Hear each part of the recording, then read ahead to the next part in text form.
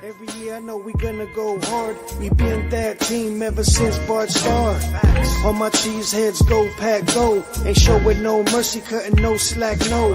I ain't a bad sport and I'll even wish you good luck. Only thing I will. Good evening. Welcome into Lombardi's Legends podcast. I am Wags, and joining me as always is Dane. And we get to do this one after an emphatic Packer victory over one of our most hated rivals to the West, and the Minnesota Vikings just absolutely steamrolled them on Sunday 23-6, took care of business, and maybe not necessarily style points, but dominating win nonetheless. So always nice to jump on and celebrate a Packer home victory. It's stopped a little mini skid in home games there, Dane, but hopefully that's a good sign of things to come here. It's Toyota-thon. It's, December is right around the corner. All good things for Packer football under Coach Matt LaFleur in his regime. So, but before we can even dive into any of that bigger picture discussion, we've got a big one this week. Rematch of week 1 against the Detroit Lions. Packers headed to Detroit for a big Thanksgiving Day matchup, and this is a big one. The Packers and Lions both really need a win here this week. It's not going to make or break the rest of the season for either team, but certainly everyone jostling for position now, not only for the divisional crown, but in just the NFC playoff picture in general. And I think it really starts this week. Everyone's got themselves into the position they're in, and now for the rest of the way, it looks like a 3-horse race with the Packers, Lions, and Bears, and we've got 2 of the teams facing off here on Thursday. So, Dane, welcome in. I think you got all of your social announcements done. How you doing tonight, man? Dude, I'm so good. Good to see you. Hi, everybody. It's great. So proud of the team after beating the Vikings is always fun. Beating them at home, beating them the way that we did. All of that is just so much fun. And yeah, the stage is set. Short week, Thursday game on Thanksgiving, heading into Detroit. Detroit, really good ball team. I think both teams are very different than they were in week 1. And this is a really fascinating season, I think, with how the NFL schedule makers have made it, right? I mean, they played the Lions week 1, but now we're playing all of our division rivals heading into the back end really of November and into December. So it starts now, as far as I'm concerned. Really, the season starts right now. The Packers have put themselves in position to maybe make a bit of a run, but they play the Lions this week for the second time. They still play the Bears 2 more times. They play the Vikings again, right? Like, this is where you win and lose. This is where you get playoff seeding. This is where it all kind of comes together. But Wags, it would be just paramount importance if the Packers can go on the road and beat Detroit and take care of them twice in a season. Last year, Packers had a ton of difficulty winning games in the NFC North. If they could sweep a very, very good Lions team, potentially a Super Bowl caliber Lions team this year, that would go a long way, I think, in playoff seeding and making me believe, even as a hardcore Packer fan, that this is a real Packers team that can make a deep run in the playoffs. Yeah, I wholeheartedly agree. Last year, Packers had a good team, but we were 1-5 in the division and really struggled in our matchups in the regular season against playoff caliber opponents. And we saw kind of what that team was once we got to the end of the season. So like I said at the top, this week, whether they win or lose isn't going to define who they are and how far they will ultimately go. But I think it will be a really good litmus test. So exactly what you're saying for what type of team we are right now and what we need to be down the stretch run. This is not to look ahead, but this is a tough schedule for the Packers the rest of the way. You said it, not just against the divisional opponents, but we're going to be playing two division leaders from the AFC in our crossover games as well, and the Denver Broncos and the Baltimore Ravens. So it's not going to get, I guess the Ravens technically might be tied with the Steelers right now, but it's not going to get any easier after this week. So they're going to have to treat almost every week now like it's going to be, playoff type game, and preparing and having the mentality of playing your best football here every week down the stretch. So I can't wait to dive into this one. Before we do that, though, Dane, any other just overarching celebratory thoughts or things you want to share? I know, you know, we like to say we hate our divisional rivals equally, almost like we love our own children equally. But the fact of the matter is, I know you have a special hatred for the Minnesota Vikings. So I think I need to pause for a moment and allow you to just have the stage, reflect on what it means to you, and how that performance really felt in the moment after really, really just taking it to the Vikings on Sunday. It was so fun. The defense just swarming, just enveloping JJ McCarthy, and the Vikings offense looked so inept against this Packers defense. It was frankly kind of embarrassing for them. And the interception wags late in the game, and the DBs all doing the skull chant at Lambeau to the Lambeau faithful, and getting that picture of all the cheese heads and all of our fellow Packer fans doing it back. I was looking at the few purple shirts in the crowd when they showed that, and they looked so disheartened as the Packers tore the Vikings' heart out. It was so tasty to watch that. I heard over and over again how JJ McCarthy was going to be the guy, and this Vikings team's a Super Bowl caliber team. And then they just came in and got punched in the mouth over and over again. And defensively, Minnesota really had a hard time with this Packers front five. And Wags, I want to give a shout out to Anthony Belton, second round pick, playing some guard this week. They started to mix him in, and all of a sudden, Wags, this week we saw Banks, we saw Sean Ryan, and we saw Belton. That interior three, that's a lot of body, right? Those are some big dudes. And dare I say, Belton looked really, really comfortable in that right guard spot. And Sean Ryan, Wags, holy smokes, I think he's an NFL center. He's been playing guard. He's been rotating in a guard. I think he's a center in this league. He looks comfortable. He looks fluid. He looked like he was at times very dominant. So a really, really good performance by the entire front five. But I just noticed that interior, Wags, get pushing bodies, moving guys, and then Emmanuel Wilson, holy smokes, getting an opportunity and running quite literally with that opportunity this week, falling forward, really good vision, one cut back. So just all around, Wags, like all phases, right? Danny Whelan with some awesome punts, and the Packers getting a turnover on special teams, just everything that they did. It was just really one of those signature wins that you want to have. So now we need to put it together against better teams. And that's why this week I think is so important. Short week, put it together against a Lions team that just had a big comeback, won the game. It would be very, very, very, I think, impressive and telling of this team's makeup if they can go do it again against Detroit. Yeah, absolutely. And one would have to assume that the Packers will be pretty fortunate to have game situation that we can call 42 runs this week again against the Lions, as they did on Sunday against the Vikings. So it will be interesting to see if it's a more pass heavy game plan, either by design or necessity, if Belton ends up getting the lion's share of the snaps at right guard, or if Jordan Morgan ends up getting a more equitable balance of snaps if we're throwing the ball a little bit more. Right now, it appears that Belton looks pretty comfortable at guard, more comfortable, dare I say, than he had been giving his opportunities at tackle. So they didn't commit. Offensive coordinator Adam Stenavich was asked if Belton is long-term going to be a guard, and he didn't commit to that wholeheartedly. But I think everyone saw what he was doing out there Sunday. He, as you said, looks fluid and natural at that guard position. Sean Ryan looks fluid and natural at center position.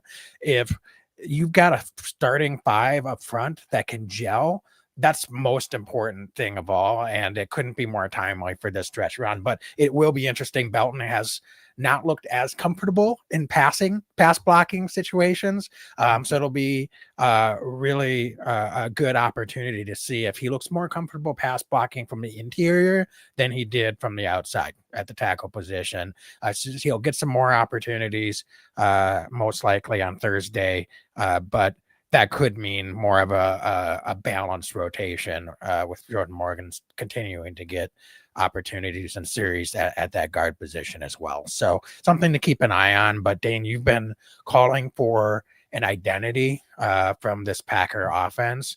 And while I will say this again, I don't expect that means that they're going to run the ball 80% of the time as their identity. I think we started to see what that identity could be finally on Sunday. I know a lot of fans, us included, I'm not going to try to keep myself out of this, would like to see more aggressive situational play calling at times. There were opportunities to perhaps put the foot to the pedal a little bit on Sunday and make that a 3-score game.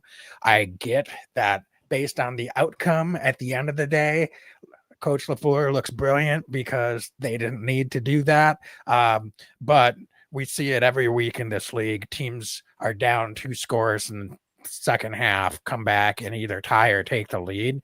It's happened to the Packers several times just this season. So I don't think it's without warrant. It doesn't mean that the decision in the moment is the best decision just because you can look back at it with 2020 hindsight after the game and say, well, it worked out exactly how we thought it would. So there's still probably some opportunities. I think that's a fair critique. I think there's still some opportunities, but nonetheless, it certainly worked out for the Packers and their offense on Sunday. So, Dane, Wait, what do you think? Can I ask you? Can I ask you a question? Yeah. Actually, before we transition against Detroit, first I think we got to give Jordan Love his flowers. Dude's tough as nails out there. He's playing hurt. I thought he looked really crisp again. Looks like he's in command. They're running the ball a lot, but Wags, I thought he had some really nice plays again, but it's obvious and very noticeable, right? I mean, he can't hand the ball off with his left arm last week. So, what do we make of that, and how are we feeling about that now going into Detroit? Because we can talk about everybody else, but I think this team goes as far as the defense, and Jordan Love can take them. So, what do you make of this development? With it sounds like it's an AC joint, separated shoulder. There's a lot going on there in that left shoulder. Yeah. So, how are we feeling about Jordan Love right now?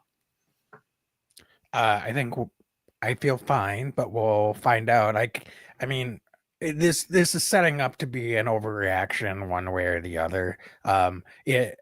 Two things can be true. Jordan Love can be playing hurt and he might just have a bad game on Thursday and it may not work out. That doesn't mean that we need to overreact to that, although people will if that happens. Also, he's been playing well and there's no reason to think that he won't be able to continue to play well, and maybe he's going to have to open it up and throw a little bit more on Thursday. So there's nothing that leads me to believe that he's not going to be able to make all the throws. That didn't seem to be an issue. I was more surprised by the handoff situation that you just mentioned. So I'm not exactly sure what the physical mechanics of that are and why that's painful or an issue for him when the torque of throwing the football didn't seem to be a problem, but or it didn't, as weird as it looked, it didn't seem like it didn't seem like it caused any issues. So I wasn't super nervous about it. It looked weird, but there wasn't like shakiness with the operation. So if it works, that's fine. I'm not going to overthink it. and hopefully Jordan starts to get more range of motion and feel more comfortable, and nothing happens that makes that worse than what it is in the moment, and it's just more time needed to get fully healthy with that shoulder. So so that's, I guess, my thought. Dane, I don't know if you have a different read on it. I No, think it's just odd, right? he's out there, he's been cleared to, I know it's odd, he's out there, he's been cleared to play. It looked like he could make all the throws. He didn't have to make very many throws, but until I see otherwise, I don't see any reason to have an expectation, or a limited expectation of what Jordan Love can do. So So looking against Detroit, Wags, they do a lot of things well, right? I think offensively and defensively.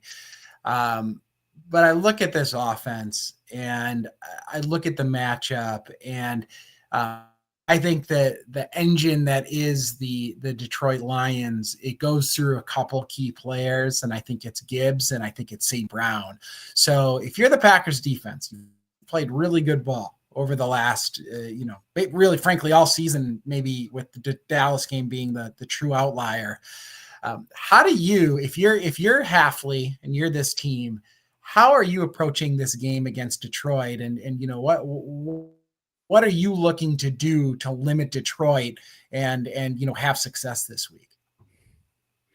well, two things. Detroit seems to really get in the rhythm offensively when they're able to deliver explosive plays. And this Packer defense is leading the league in limiting explosive pass plays. And so if the defense can continue to do that and win that battle against Detroit, that's going to be a big advantage to the Packers. Packers are giving up only 5.9 yards per pass attempt, which leads the league in fewest yards per attempt. And they are also leading the league with 21 pass plays of greater than 20 yards, which is the fewest in the league as well.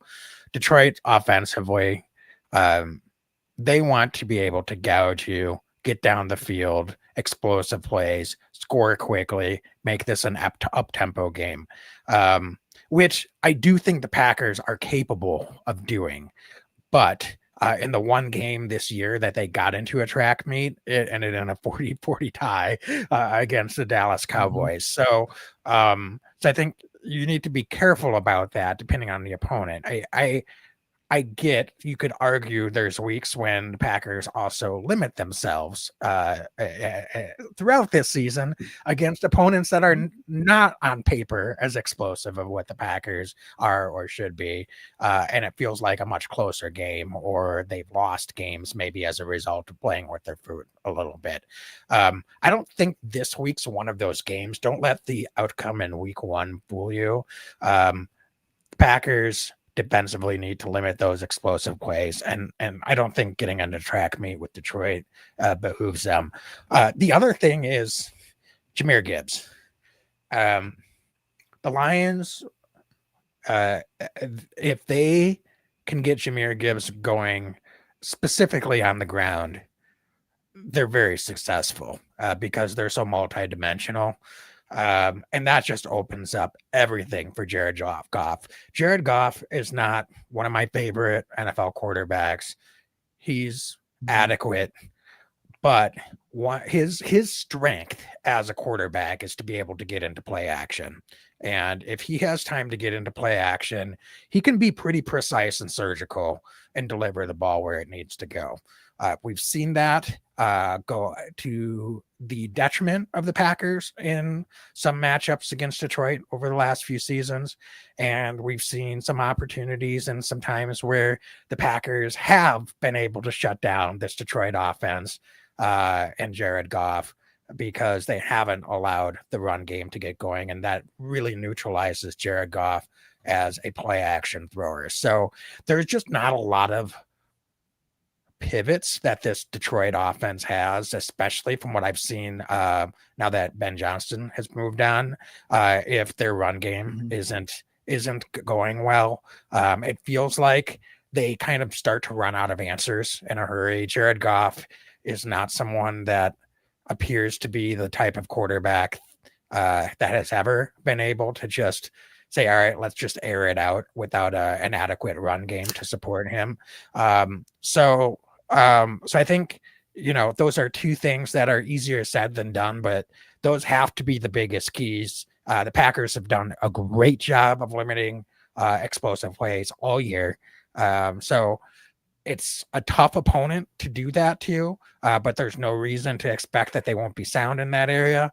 The harder thing is going to be limiting Jahmyr Gibbs and hoping that Detroit doesn't get a real rhythm on the ground. One thing I would say, Dane, and I'm just going to ask you about this Detroit offensive line, we talked a lot about the Packers offensive line. This Detroit offensive line is pretty banged up. So what are you seeing in matchups in that area with the Packers defensive line and kind of how they've been performing and some of the key players and matchups that we might see against this Detroit offensive line? Because that might be where the game is decided, in all honesty. Who wins the matchup in the trenches between the Detroit offensive line and this Packers defensive front? Yeah, Wags, that is probably the tail of the tape as far as I'm concerned going into this game. I mean, looking at their depth chart right now, their left tackle Decker's questionable, their center Glasgow's questionable, Rutledge is questionable at right guard, and Sewell at right tackle, right? I mean, these guys are all pretty banged up, as you mentioned.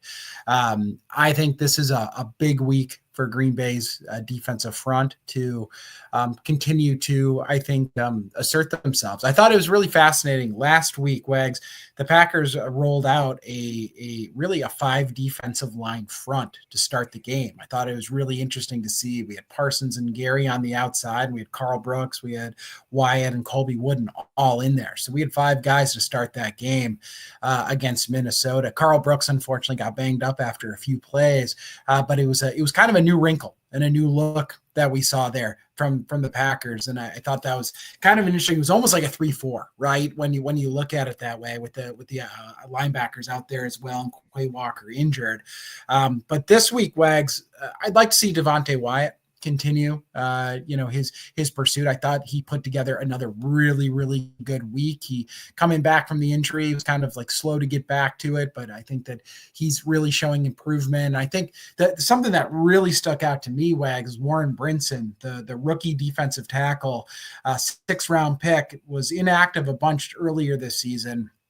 Dude got 5 pressures, led the team in pressures last week, getting his opportunity. That to me is maybe one of the most eye-opening statistics that I saw against the Minnesota Vikings, is seeing a guy who's getting his first real crack at real NFL snaps, making an impact the way that he made an impact. Mind you, to Packer fans, he's a guy who, the Packers kept an extra defensive lineman, right, this year than they probably normally would have, because they liked him and they liked his college teammate, now Stackhouse. They found a way to keep both of them on the 53. And this is a team, there was a lot of competition across the board in training camp. So I think it says a lot that Brinson, not only stuck, had the impact that he had. So Wags, I start circling guys like that, right? I think Colby Wooden's had a really nice season. Not sure the extent of Carl Brooks' injury right now, what that's going to look like, but I want to see more chaos and mayhem from our interior defensive line. And I think that, Wags, bigger picture, if Goff is going to pass the ball, if the Packers get out to any kind of lead and forcing Detroit to throw the ball, if they have injuries up front along this offensive line that are going to impact this offensive line this week, I mean, Micah Parsons, of course, has been ridiculous, but also Kingsley and Barre's been really, really good. Rashawn Gary had a nice week. Lucas Van Ness, unfortunately, had to leave the game. Not sure what his status is going to be, but the Packers have the rushers, right, to get in there. So if they can somehow limit the running game early against Detroit, and that's a hard thing to do with, as you mentioned, with the talent that they have in their running back group. But if they're able to do that, I think it puts Detroit at a significant disadvantage if they get into some 3rd and longs against this Packers pass rush this season. Yeah, absolutely. Um, Packers were able to significantly limit the Detroit run game in week one.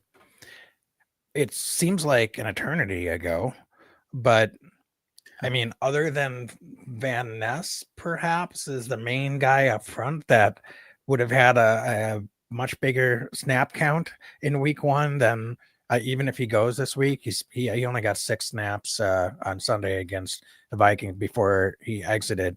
I thought I saw somewhere that he did come back in for a play though, and just maybe wasn't feeling 100. So I guess we'll see. But either way, um, I mean, Dane, are there any individual matchups that you're seeing that the Packers can maybe exploit in this matchup based on what they did in week one? Adjustments will have to be made, certainly, as both sides will be doing. But at the end of the day, it comes down to matchups and execution. So, who are the key guys that you're looking at? You mentioned all the guys up front, but if you had to narrow it down to Yeah. one or two, what are you really looking at for Sunday?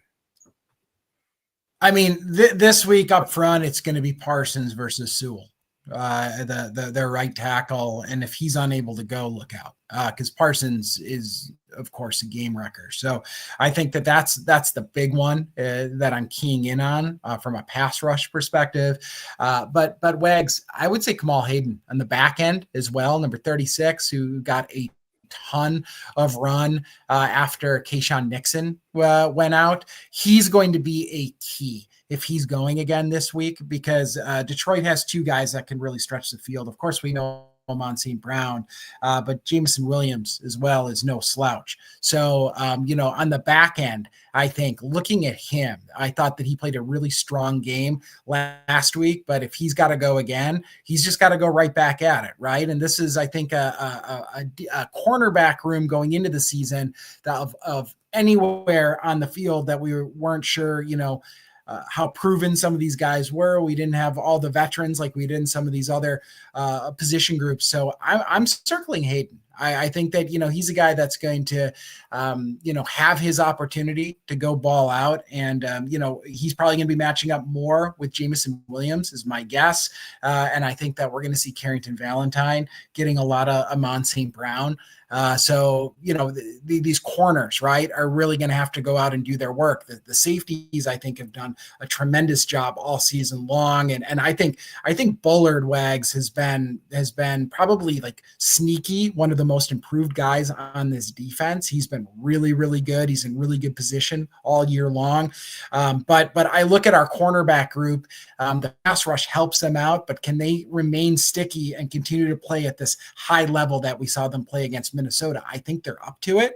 But they're going to get challenged. I promise you, they're going to get challenged this week by Jared Goff and this Detroit offense. Yeah, absolutely. Quay Walker, if he's able to go, what does that mean for this Packer defense? Detroit loves to run lots of quick crossing routes. Amon St. Brown is a tough guy to cover. And those, even when you know those plays are coming, it can be a challenge. But what does it mean for the Packers if Quay is able to go here on Thursday? Yeah, I mean, the speed alone, and then the physicality, is something that we really like to have. And I'll put it this way, Wags. I thought that Isaiah McDuffie played one of his best games in the base defensive role that we've seen him play in Green Bay this past week. That being said, it's a huge task, right? To try to stick with some of these guys on the crossing routes. And Quay Walker runs so fluid sideline to sideline, and he's looked more comfortable this year.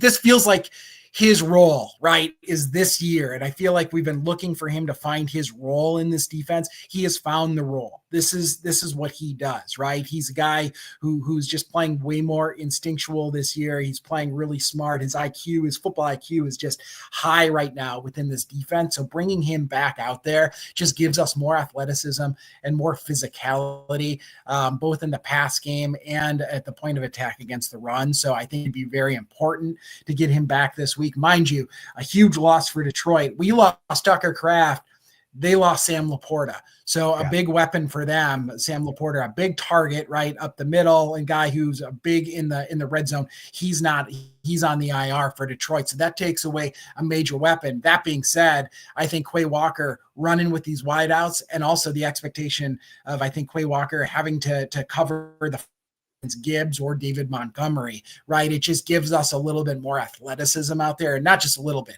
He's a very athletic guy for this defense. And I just think the defense will play faster with Quay Walker out there than without him. So I think it would be a huge punch up if Quay's able to go this week. Yeah, absolutely.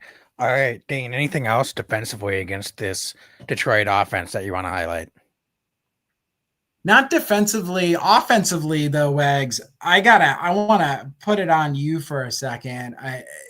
How are we feeling about Matt LaFleur and this offense? And what are your expectations this week? We talked a little bit earlier on in this podcast about the Packers being a little conservative near the end and not kind of finishing them off. So what do you expect from this offense? What are your feelings of Matt LaFleur currently as the play caller? I think he's fine as a play caller. I think it's the same thing I've been saying for a while. He's spotty as a situational decision maker. Sometimes that overlaps play calling and they become kind of the same problem. But in general, I think the biggest issue I have sometimes, and I was pretty neutral and measured at the top when talking about how they handled the split of run pass against the Vikings. I think my biggest concern is we have a track record of multiple years, and dare I say Coach LaFleur's entire tenure, that he gets very conservative anytime Packers get a small lead in the second half of games. And we can sit there and predict what he's going to do. It's hand the ball off on first and second down, and now you've got third down, and it's a 50-50 shot, and it's all on Jordan Love. You don't have as many cracks at it, and you're really handcuffing your $55 million quarterback when you do that. Now, when Jordan Love's on, he makes those decisions look pretty good. When there's breakdowns, then it's easy to call into question. So I guess to me, I just wish that when we're in a situation and it's 3rd and 2, that everyone couldn't predict exactly what the play call is going to be. And it's not like we're right 100% of the time, but I'd say we're right like 85 to 90% of the time. The other teams know it, and it just seems like the effectiveness starts to dry up pretty quickly. So that would be my biggest concern is I think this is more of a it's more bigger picture than it is just game to game. My concern with Coach LaFleur is that his tendencies are the same as they've always been.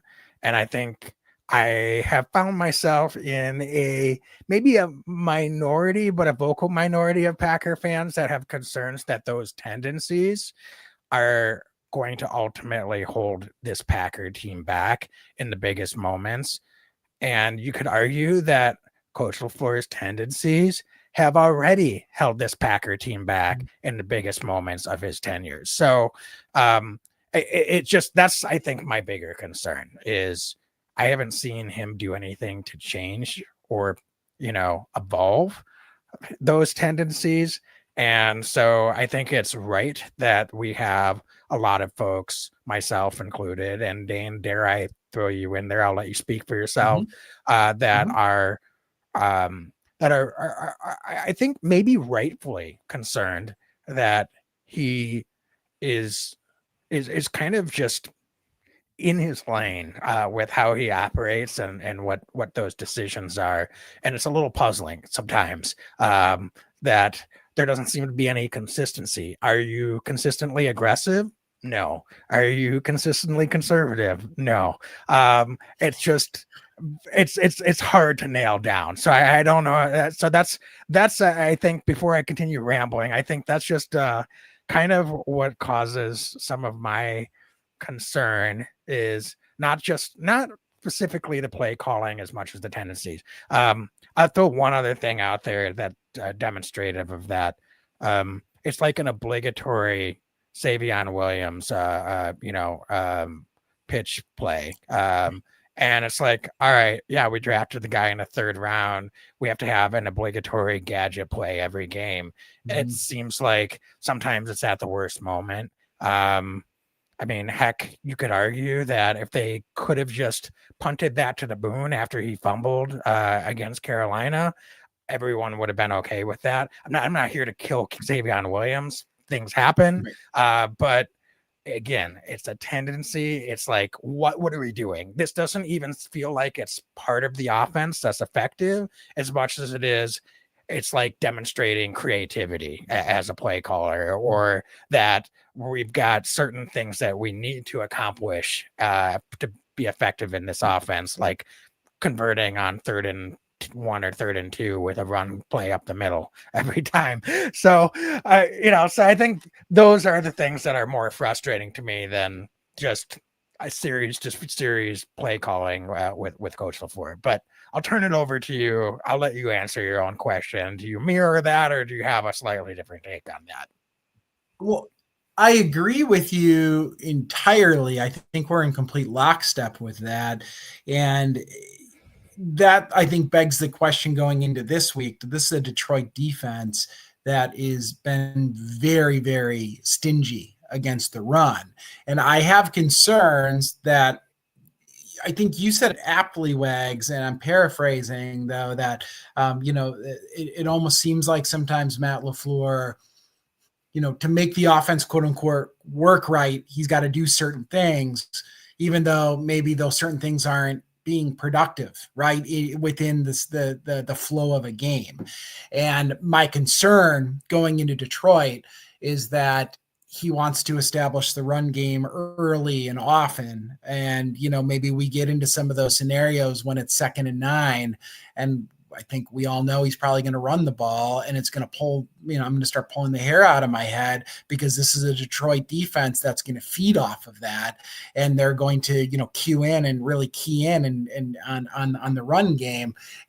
This is a Detroit defense that has some difficulty on the back end. Their pass rush can be productive, but this is a Detroit defense. They're one of 10 teams in the NFL that have given up 20 plus touchdown passes this year. Right. And my eye test tells me that Jordan Love is ready to let it rip in this offense. I'm watching him, and every week he looks the part to me. And sometimes it feels like, we are getting into these 3rd and shorts, and we're taking a lot of his hands when he is more than capable of making those decisions and making those plays. So I'm just, my concern, I guess, in the very immediate is that we are going to, kind of hinder ourselves a little bit in not being more attacking and not doing what's working. And I think the Packers are going to have success this week through the air, and I'm concerned that we're going to be running the ball into a brick wall, and we're going to be punting on some downs that maybe, in hindsight, we should maybe be throwing that ball and putting the ball in Jordan Love's hands. Yeah, I think you just said it. So I'm just going to add to that with even more clarity. It's not just running the ball on 3rd and short or running the ball on 2nd and 9.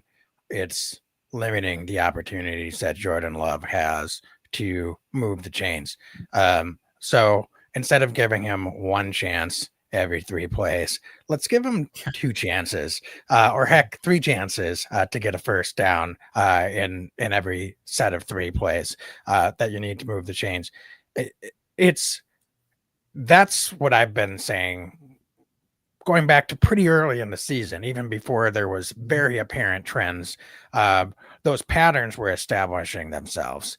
And I think we're hearing more and more of that frustration, not even just from Packer fans, but heck, the last few weeks from the announcing teams are really questioning kind of the balance and design and wondering why that the Packers are not opening things up a little bit more offensively. So yeah, it will be interesting to see, especially if Josh Jacobs is back this week. But you said it, Dane. Can we play to the matchups that are in front of us that game and the situation that you're in the moment of the game instead of letting the, you know, the overarching goal of what you want to be offensively dictate the game and the moment. And I think those can at times be, aligned. Maybe last week you could argue that would be a good example of that alignment. Um, but I think there's a lot of times those principles could be competing, and it usually means that the offense gets off to a slow start. So I think we'll know right away. This is a defense. You just said it. Jameis Winston had 10, 20 plus yard passes against them on Sunday. Let's wing the football, man. Let's wing the football and don't wait till third down when the that Detroit pass rush can pin their ears back. Let's do it on first and second down. Let's make Josh Jacobs, who's ailing a little bit, let's make him an accessory in the offense this week. I love Josh Jacobs. I want him to be successful. I want him to have big games down the stretch. But against this team, against this opponent on Thursday in their stadium, I want to see the old school, let's wing it game plan. We asked for that a couple of times late in the last couple of seasons. We got it a few times late in the last couple of seasons, and sometimes we haven't. So I'm going to be really interested to see if we're aggressive, but it starts on first and second down, not how aggressive we are on third down. Third down, yeah, we can be more successful, but the fact of the matter is, if we don't even get into third down as much because we're being more aggressive on first and second down, that's going to be, I think, the key and really show us what this offense can do and how they can execute and be successful. Yeah, I couldn't agree more. 100%. I think that is that's the blueprint, I think, going into Detroit on Thursday. Wags, is there anything else before we get into X factors and score predictions? No, man, let's jump right into that. First of all, X factors. Let's stick on the offensive side of the ball. Dane, who do you have as an offensive X factor this week? Yeah, I'm not going skill position. The Detroit's pass rush, it can be nasty. We've seen over the years teams be able to just completely disrupt the offense if they have a strong pass rush. I'm going Hutchinson likes to line up over the left tackle. I'm going with Rasheed Walker. Wags, he's our X factor. Jordan Love, a little banged up. Give him time to throw the ball this week because we think that Jordan can attack. I think Jordan can make big plays, but he's going to need the time to do it. Sheed's played, I think, he's been kind of the anchor in this offensive line this season. I want to see him continue to play at a high level and play against a premier pass rusher and stonewall him the way he did in week one. So Rasheed Walker, left tackle, is going to be my X factor this week because I think that's going to open up the pass game for Green Bay on the road. Okay, I love it. I'm going to stick with the wide receiver X factor this week. I'm going to Christian Watson. He has been pretty darn impactful since he's come back. Certainly didn't get in the end zone this last week, but been very productive. One of the things we have not seen yet is Jordan Love it's been a while. He's connected on some deep throws, but it's most of them have been kind of, guys open, they run under it, make kind of a, falling backwards type catch, no yards after catch situation. When's the last time we've seen Jordan Love hit a receiver in stride on a vertical pass play? It's been a while. And I know we've been trying. It's not for a lack of effort. Um, but I think this would be a good week for that connection to happen with Christian Watson. So we'll see if it happens. But if he's able to make it happen between he and Jordan, if they can connect on a long vertical pass play and Christian can take that to a house for a quick strike, I think that could be a big impact in this game. And so for that reason, I'm going to make Christian Watson an X factor this week. I think that's a great choice. Yeah, absolutely. On the defensive side of the ball, Dane, I'll go first so that you have an opportunity to take the closing X factor pick here. Guy I had circled, you were talking about his impact is Devontae Wyatt. And so he's going to be my defensive X factor this week.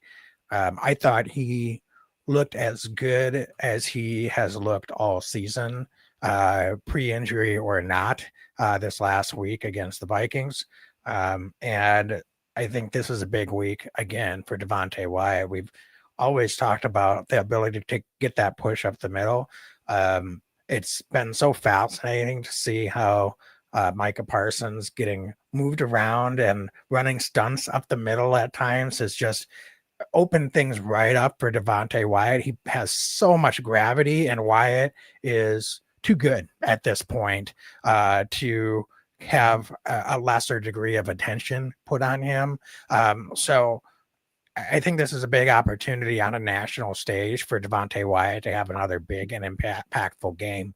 And if he can wreck some things up front, both in the pass and the run game for this Packer defense, that could be all she wrote. I think that could make maybe the difference in this game for the Packers defense against this Lions offense. So for that reason, I'm going to go with the big guy in the middle up front, Devontae Wyatt, as my X factor. Who you got, Dane? Yes, I love it. I think that's great, and I completely agree. I'm going to go second level. I'm going to go with Edgerrin Cooper. I think that this is a week where he's going to be thumping dudes. They've got so much talent out there in Detroit. They're going to try to run that ball. They're going to try to have Gibbs take off. I think this is a week where Cooper is going to, maybe get an opportunity to play closer to the line of scrimmage, maybe go after the quarterback a little bit more. But Wags, I also think he's going to be chasing down running backs. And, this is a week where he can make an impact play or two, a couple tackles for a loss. I just love his game, Wags. They've had him back a little bit more, I feel like, and not rushing the quarterback quite as much with the addition of Parsons, and understandably so, right? The Packers will be able to get home with 4. But I think this is a week where Cooper kind of just goes off and makes a couple big splash plays. So I'm going with Cooper this week. I think he's going to have a big week for Green Bay and get a little hot going into the stretch run. Love it. All right. Score predictions. Dane, I think we need to score 30 this week. I'm just going to cut right to the chase. I've got the Packers, of course, pulling out a win on the road. It's going to be a flip of last season. They're going to win by 3 in Detroit instead of losing by 3. I think they lost 34-31 Detroit last season, if I remember correctly. I've got the Packers scoring exactly 31 again this year. Defense is just that much better. Holds Detroit to 28. I've got the Packers 31, Detroit 28, coming away with the big game on Thursday. Yes. All right. Let's beat Detroit on Thanksgiving. I also think it's a very close game. It's a 2-point win for the Green Bay Packers. I think it's 26-24. It's a complete nail biter. Nobody's going to be able to eat until the game's over because they're going to be too darn nervous watching the game. But the Packers are going to pull it out. I think they're going to win this game on the back of that defense. Jordan's going to have a nice game, but I think the defense closes it out. Detroit does not get a chance to kick a long field goal because that pass rush is too relentless against Jared Goff. So the Packers win this game 26-24, and we're going on our run against division opponents. I love it, Dane. We'll take a win any way we can get it this week. It would be a big win if they're able to pull this out. But I've got confidence that the Packers can do this, get out of a little bit of their offensive rut, and hopefully come out of Detroit with a victory. And dare I say, maybe, just maybe, by early next week, the Packers could be in first place in the division if they're able to pull that out, and the Bears do their job and lose like we hope they will this week against the Eagles. So not that we're scoreboard watching, but let's get into it. It's fun. It's that time of year. Dane, anything else to add before we close out on this episode? No, nothing to add, Wags. It's fun as always. I love you, man. I love doing it. So appreciate you, buddy. This is a lot of fun. I love going against division opponents and talking Packers with you. Absolutely. Likewise. So as always, be legendary and go Pack, go. Go Pack, go. Every year I know we gonna go hard. We been that team ever since Bart started. All my cheese heads go Pack go. Ain't showing no mercy, cutting no slack, no. I ain't a bad sport and I'll even wish you good luck. Only thing I will